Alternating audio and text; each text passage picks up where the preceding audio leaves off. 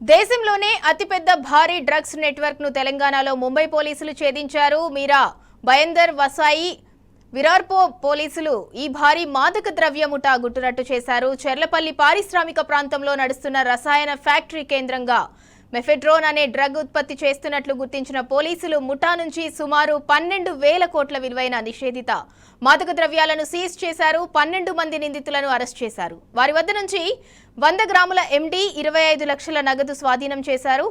ఇక నిందితుల్లో ఫ్యాక్టరీ యజమాని రసాయన శాస్త్ర నిపుణుడు శ్రీనివాస్, అతని సహచరుడు తనాజీ పాటే ఉన్నట్లు పోలీసులు తెలిపారు. రైట్, ఇక ఇదే అంశానికి సంబంధించి మరింత సమాచారం మా క్రైమ్ బ్యూరో చీఫ్ భాస్కర్ అందిస్తారు. భాస్కర్, తెలంగాణలో భారీగా డ్రగ్స్ స్వాధీనం చేసుకున్నారు అధికారులు. ముంబైకి సంబంధించినటువంటి అధికారులకు వచ్చినటువంటి ఇన్ఫర్మేషన్ ఆధారంగా దేశంలోనే అతిపెద్ద భారీ డ్రగ్ నెట్వర్క్ ను తెలంగాణలో ముంబై పోలీసులు ఛేదించారు. మీరా భయందర్ వసాయి విరార్ పోలీసులు ఈ భారీ మాదక ద్రవ్య ముఠాను బ్లాస్ట్ చేశారు. తెలంగాణలోని హైదరాబాద్ సమీపంలో ఉన్నటువంటి చెర్లపల్లి పారిశ్రామిక ప్రాంతంలో నడుస్తున్నటువంటి రసాయన ఫ్యాక్టరీ కేంద్రంగా ఎండి అనే డ్రగ్ ను ఉత్పత్తి చేస్తున్న ఈ ముఠా నుంచి సుమారు 12,000 కోట్ల విలువైనటువంటి నిషేధిత మాదక ద్రవ్యాలను స్వాధీనం చేసుకున్నారు. ప్రాథమిక దర్యాప్తులో ఓ విదేశీయుడు సహా 12 మంది అరెస్ట్ అయినట్టుగా అధికారులు చెప్తున్నారు. వారి వద్ద నుండి 100 గ్రాముల ఉండి అదేవిధంగా 25 లక్షల రూపాయల నగదు స్వాధీనం చేసుకున్నారు. నిందితుల్లో ఫ్యాక్టరీ యజమాని రసాయన శాస్త్ర నిపుణుడు శ్రీనివాస్, అతని అనుచరుడు తనాజీ పాటే కూడా ఉన్నట్టుగా తెలుస్తున్నారు.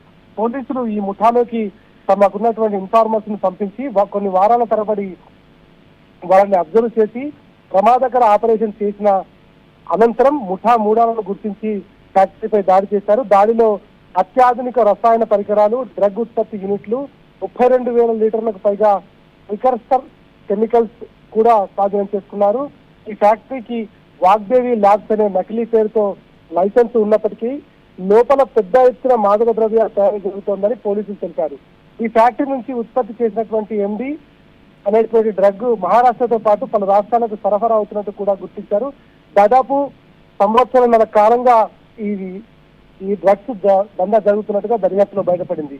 ఈ దాడి మాదక ద్రవ్యాల సరఫరాకు సంబంధించినటువంటి చైన్ సిస్టమ్ అని ఎంబీవీవీ కమిషనర్ నికేత్ కౌశిక్ వెల్లడించారు. ఫ్యాక్టరీని సీజ్ చేశామని, ఈ ముఠాకు సంబంధించినటువంటి నెట్వర్క్ ఇంకా ఎక్కడెక్కడ ఉంది అనేటువంటిది బయటకు తీస్తున్నామని చెప్పుకొచ్చారు.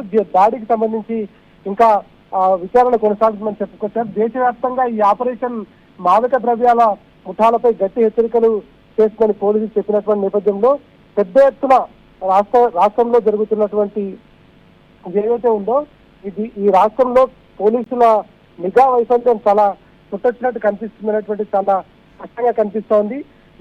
మెఫ్డ్రాన్ అంటే ఎండి అంటే మెఫ్డ్రాన్ అనేటువంటి కెమికల్, దీని పూర్తి పేరు మియావ్ మెఫ్ ఎంక్యాట్ అని దీన్ని పిలుస్తా ఉంటున్నారు. ఇది ఒక సింథటిక్ స్టిమ్యులెంట్ ఎంటర్టైన్మెంట్ సంబంధించినటువంటి గ్రూప్ మాదక ద్రవ్యంగా చెప్తుంటారు. మొత్తం దీనికి సంబంధించినటువంటి దాంట్లో ఇది నార్కోటిక్ సెల్ తో పాటు ముంబై క్రైమ్ బ్రాంచ్ పోలీసులు ఏకకాలంలో దాడులు నిర్వహించారు. గత కొంతకాలంగా వీరిపైన నిఘా పెట్టి ఆ గ్రూప్ లోకి, ఆ ఫ్యాక్టరీలోకి వర్కర్లుగా కొంతమందిని పోలీసుల ఇన్ఫార్మర్లను పంపించి నిజంగానే ఇక్కడ డ్రగ్స్ సరఫరా జరుగుతుందనేటువంటిది గుర్తించినటువంటి తరుణంలోనే వాళ్ళపైన రైడ్ చేసి దానికి సంబంధించినటువంటి పూర్తిగా అదుపులోకి తీసుకోవడం జరిగింది. ఈ మొత్తం చెర్లపల్లి ఫ్యాక్టరీ వివరాలు కూడా ముంబైకి తీసుకెళ్లిన తర్వాత వెల్లడించడం జరిగింది.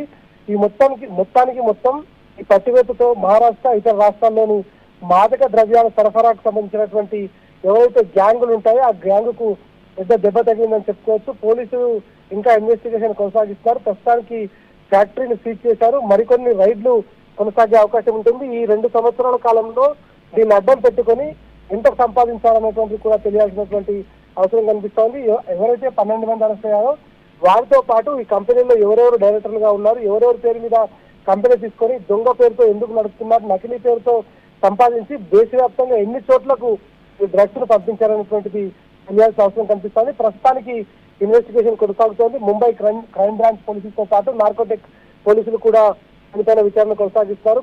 పెద్ద పేరుతో మన రాష్ట్రంలో ఏర్పాటు చేసినటువంటి నార్కోటిక్ కంట్రోల్ బోర్డు కావచ్చు, ఇతర అధికారులు కావచ్చు, ఎవ్వరూ కూడా దీన్ని పట్టుకోలేదు. కేవలం ముంబై పోలీసుల ప్రత్యేక నిఘాతో నార్కోటిక్స్ సెల్ ముంబై బ్రాంచ్ సంబంధించినటువంటి అధికారులతో హైదరాబాద్ లో దాదాపు 12,000 కోట్లకు సంబంధించినటువంటి డ్రగ్స్ ను పట్టుకోవడం ఇది దేశవ్యాప్తంగానే కాదు ప్రపంచవ్యాప్తంగా ఒక సంచలనం సృష్టించిందని చెప్పుకోవచ్చు. ప్రస్తుతానికైతే దీనికి సంబంధించినటువంటి ఇన్వెస్టిగేషన్ కొనసాగుతోంది. ఇన్వెస్టిగేషన్ తర్వాత దీంట్లో పూర్తి స్థాయిలో మనకు ఇంకా ఎవరెవరు ఉన్నారనే దానిపైన క్లారిటీ వచ్చే అవకాశం కనిపిస్తోంది. Right, thank you Bhaskar.